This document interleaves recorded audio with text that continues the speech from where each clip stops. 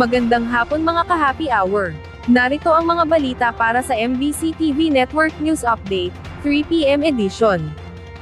Longest day, mararanasan ngayong araw. Mararanasan ngayong araw ang summer solstice. Nangangahulugan ito na magkakaroon tayo ng pinakamahabang araw at pinakamaikling gabi sa taong 2024. Batay sa Astronomical Diary ng Department of Science and Technology o DOST, direktang tataas ang araw sa declination na 23.5 degrees sa hilaga at nakaposisyon sa may constellation Cancer. Para sa mga eksperto, ang positioning signals na ito ay nagpapakita ng summer sa Northern Hemisphere, at winter naman sa Southern Hemisphere. Sinasabing ang actual duration ng daylight, ay iba't iba pa rin sa bawat panig ng mundo.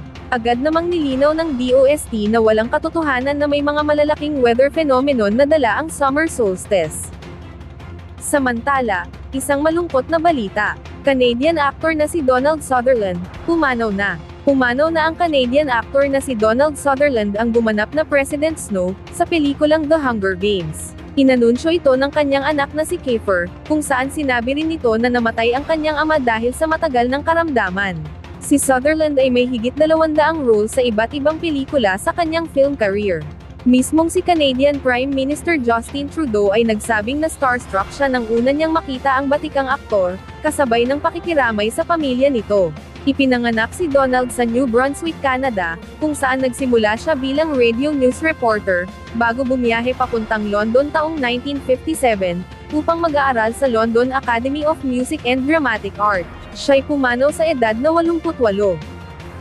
At yan ang mga balita para sa MBC TV Network News Update, 3 PM edition. Abangan ang mga susunod na balitaan mamaya, para sa 4 PM edition.